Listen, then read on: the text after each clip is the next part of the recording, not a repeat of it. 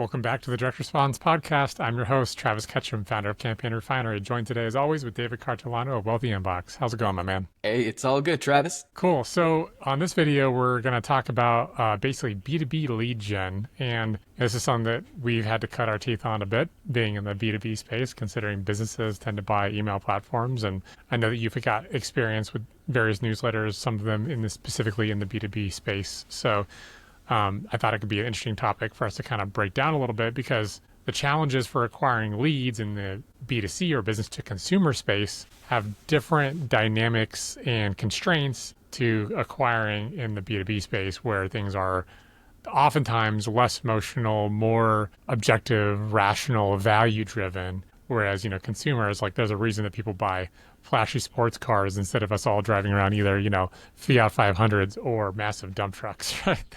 That are purpose built for the case and scenario at hand. So, I think starting with a little bit of context, what is your experience going after B2B?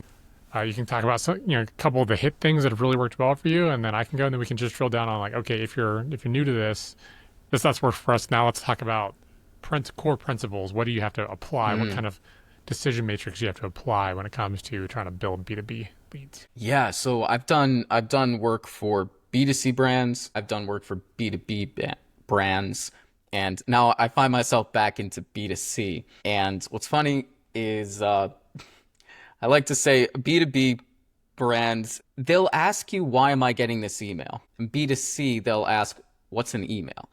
And I'm saying that tongue in cheek, but the level of education that people already have, the level of sales psychology and copywriting that you would put in for B2C, very different than B2B, because B2B, people get it. They know where the unsubscribe link is. They weren't born yesterday. They're very tech savvy, and they can smell a sale coming a mile away. So for me, what's worked for the brands that I worked with in B2B was keeping things much shorter. It's keeping things way more simple, less story, asking probing questions like, how are you doing blank? What are you doing to mitigate blank? And then just giving people a way in that doesn't require a lot of time. So either, hey, here's our resource. Hey, apply here for 5 consultations that we have this week. We're looking to help X with Y. Reply if this is you, and we'll start the conversation via email. So keeping things short, keeping things simple, and being very aware of the other person's time constraint. So that's immediately off the top of my head. Yeah, that all makes sense. For us, we've been on both sides of this, right? Because we're trying to acquire B2B leads, of course, for our email services and software and whatnot. But we get pitched a lot because we are a business as well.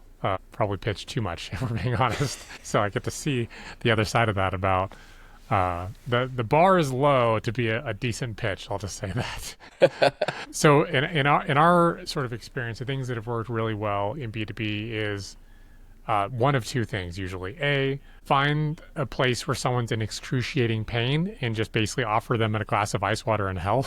That's a really effective strategy. It's like, it doesn't really matter kind of how you dress it up. If someone's dying of thirst out in the middle of the desert and you just say, do you want this glass of ice water with no strings attached? You usually get their attention and you can start the conversation. The other thing that has worked quite well for us is basically asking for referrals and leaning on your known network, right? Using your current customers as an asset, not using them, per se, to stress the word use there, but allowing them a pathway and a reason to be your biggest advocates. Because, I can reach out via cold till I'm blue in the face and have a really low hit rate, or I can try to give our best customers such a delightful experience, so much value upside, that they go and they are basically sifting the net for us out in the community and bringing in some of our best leads. So from our perspective, those are sort of two of the most powerful things. In the classifieds, where you think like, okay, that's abstract, I get it, that's valuable, but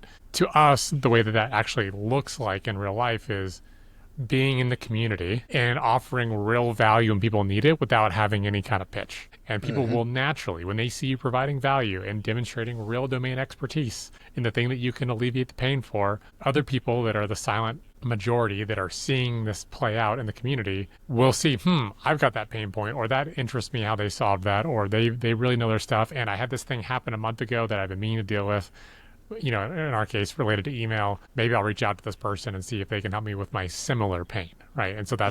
that's how that works, because it's just genuinely value forward. But I think that businesses operate from a value perspective way more than consumers. Consumers are very emotional driven. Again, it's about time, it's about money. How is this going to help me make more money? How is this going to help me save more time? And it's been on the other end of this where it's really hard to sell something outside of that. 'Cause the more I feel like the more esoteric it gets, the much harder it is to sell, especially with B2B, because they're like, all right, like where's my ROI? Which it's a weird question in itself, but I'm not going to get into that on this podcast. Don't ask me that on a sales call.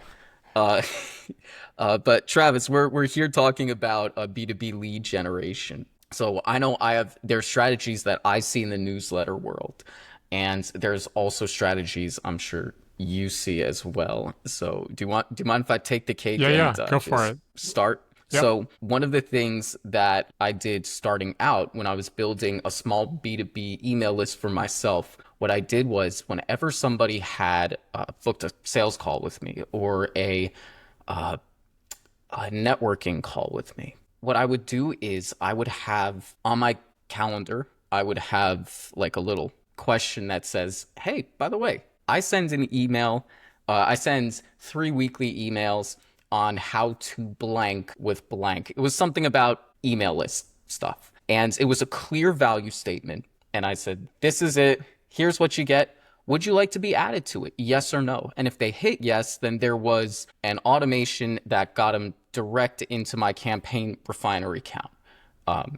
And that subscribed them to my email list. And that was a B2B lead that I would get on a call with, and they would be on my email list. So I feel like that's like micro scale, small, medium sized business, but it works. It works really well. I have to thank Jacob Sakow. He was the one that came up with that. So, if you have 5 different salespeople who are calling different leads and people are getting on their calendars, that's a lead generation. That is such an opportunity for lead generation to get people on the company newsletter. And don't call it the company newsletter. Call it, this is the product that we are going to give you just for signing up for this call. We're going to give you so much value and resources to help you with this problem. And that's whether or not you buy with us. So that's one way that I've seen, which is kind of sneaky, but really, really cool.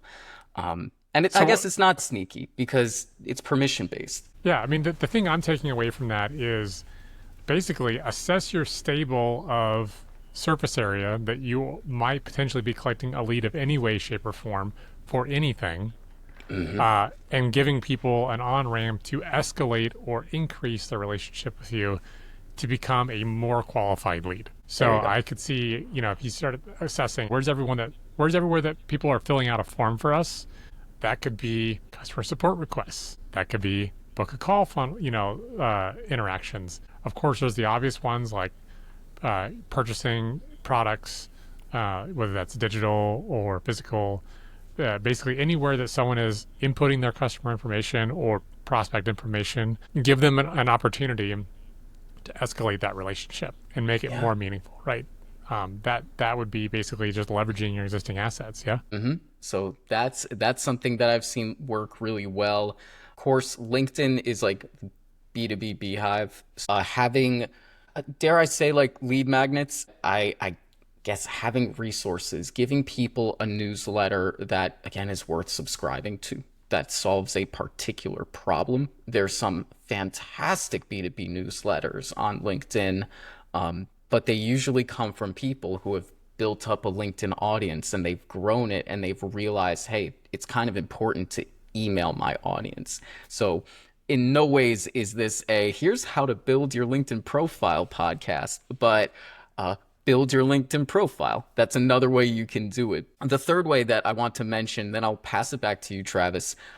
There are lead generation services out there, and you have to be very careful because some of them are just straight spammers. And Most of them. Thank you. Thank you. I was trying to be political, but yeah, you're right. Most of them are complete. They're spammers. They're terrible. However, I've run into a subscriber uh, generation agency, so they run things a little bit differently. Where and you guys could try this if you want. I don't know. You could also just work with people that do this.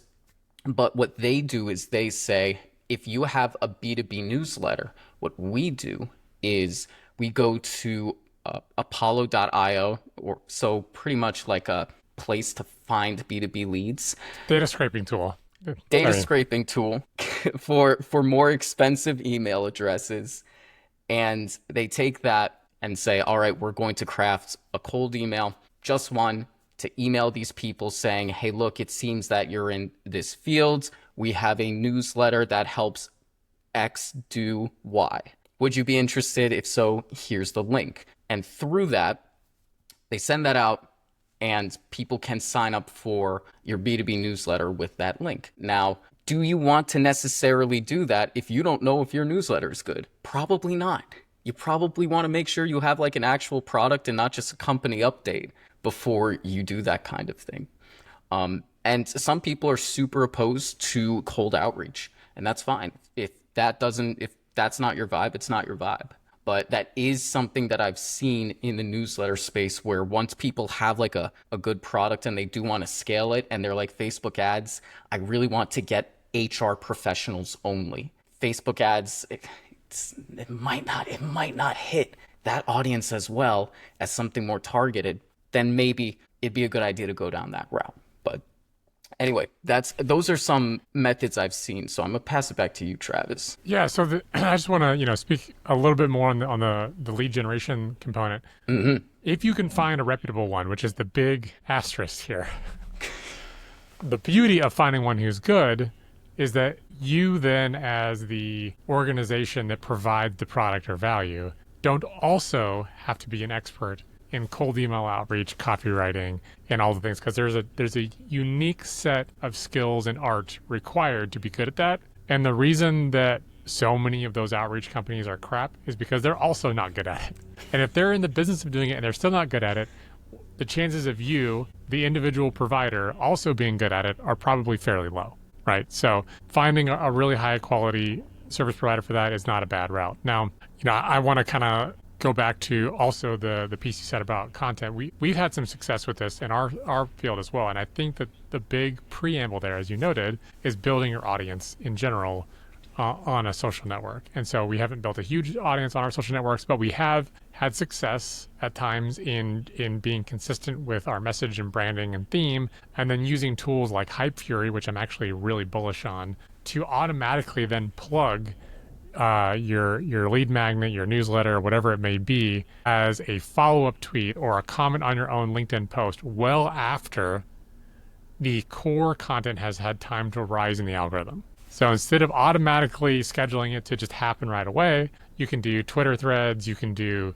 lengthy, high-value LinkedIn posts, and then the software can come back and add another reply to it so that the people that were engaging with it before or are now seeing it float in the For You section or the algorithm is promoting it, now they get, okay, this has activity on it, this has been shown, now here's the link to sign up for my content. That's a really clever way of making sure that you're automating your value, your footprint, your profile, your expertise, and then following it up with some lead gen. Now, I want to spend my portion here kind of just really talking about, hey, if you're trying to grow B2B leads in general, there are some core sort of principles that are true no matter what strategy or tactic or whatever you choose, or what strategy or tactic is more relevant in the future, making this a bit more useful evergreen. And I know that as a copywriting mind, David, you think about this a lot too, but having a small list of hyper qualified prospects is infinitely more valuable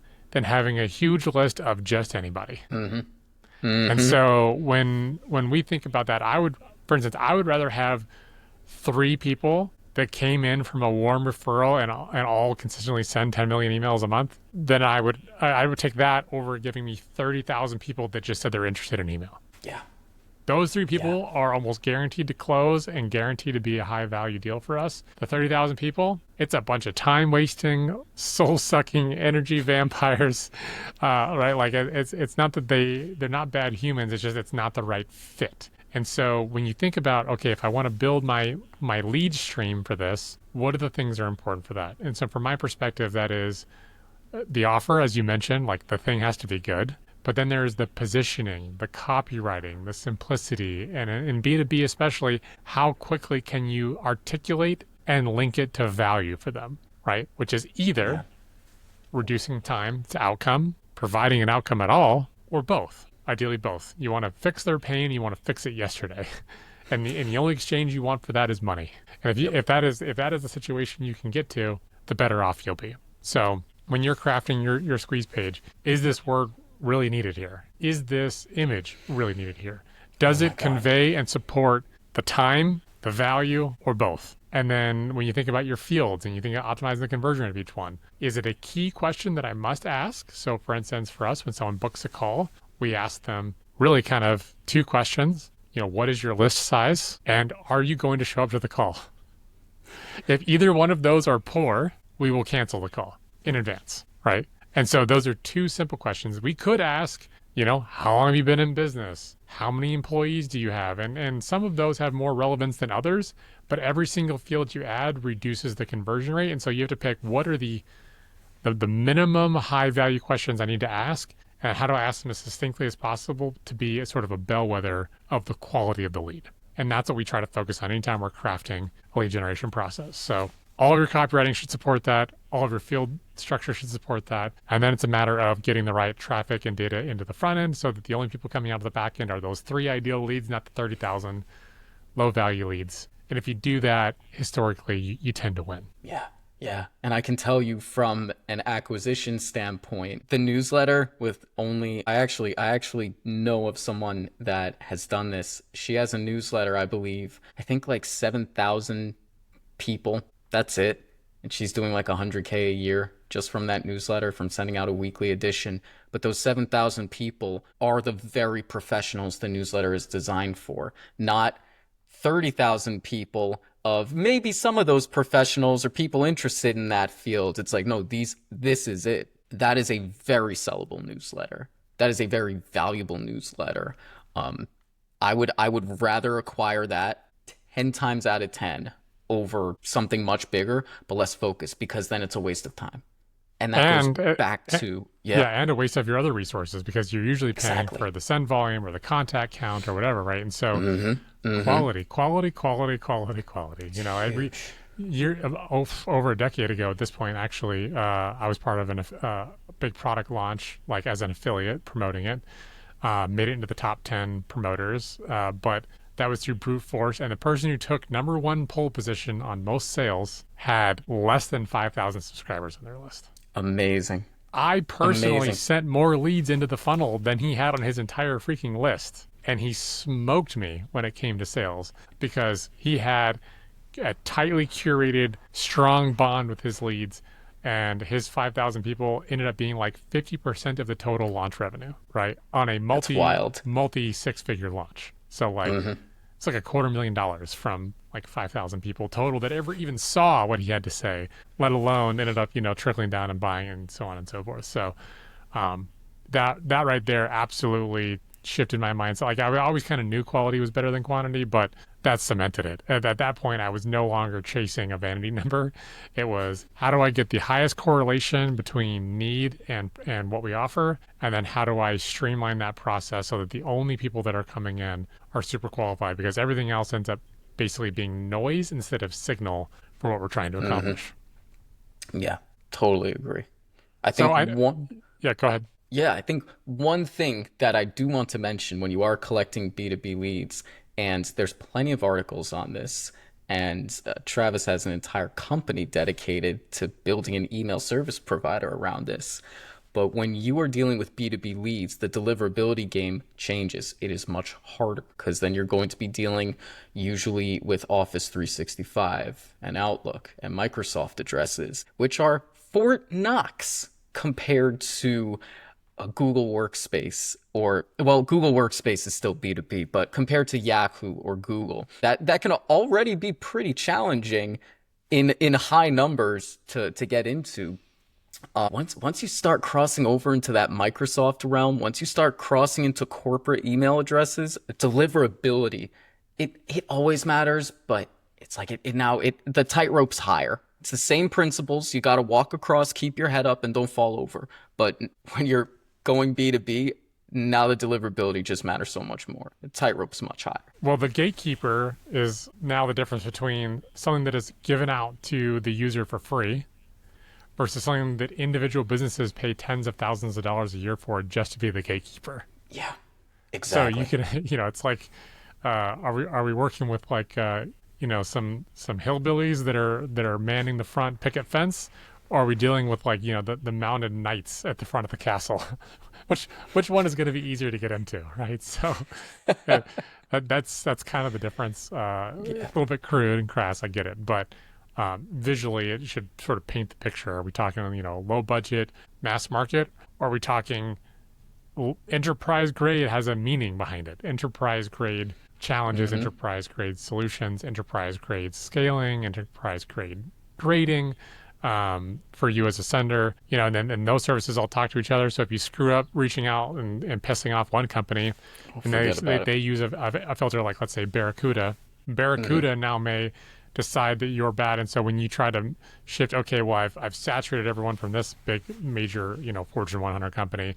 Now I'm going to move to the next one who also uses Barracuda or Office 365 or whatever. They're preemptively going to be like, nope, you Yep. screwed up elsewhere. So our big enterprise grade thing is just categorize you. And then those are much harder to get off the list from, to undo the damage from, to fix than something that is completely algorithm based, that has massive teams of people running it, and has to have so much data that they ingest that they almost have to have a short memory, right? Because Yeah. they have to forget that you screwed up a year ago and allow you to repair yourself. Whereas a Barracuda, if they put you on the naughty list, like unless their customers, like unless Microsoft is who's the customer of Barracuda, goes and says, "Hey Barracuda, can you please remove this user because they're a vendor of ours and we're trying to get in touch with them," it is very difficult to get off those lists. So things Yeah. to consider when you work your way up the food chain.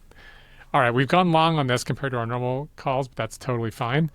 Um, if you want to learn more about it and have more specifics and less vague generalities of sort of core concepts to think about, I know we gave you some of our real life personal experience, which hopefully was very helpful, but some core ideas to think about. If you want to have an up to date article down below, our content team has put together a great guide on how to actually grow your B2B leads. If you are looking to put those quality leads somewhere for email, Campaign Refinery is a good platform, hopefully, for you to at least consider in your matrix. We specialize in deliverability, especially for high value leads that need to get into the inbox. And David, let them know what's good about newsletters. Yeah, if you're more interested in hearing this guy blab about newsletters, you can go to wealthyinbox.news and you will see my blog of where I'm going through it myself and documenting all the mistakes and lessons I learned along the way. So you could just head over there. Cool. Cool. All right. We'll talk to you guys next time.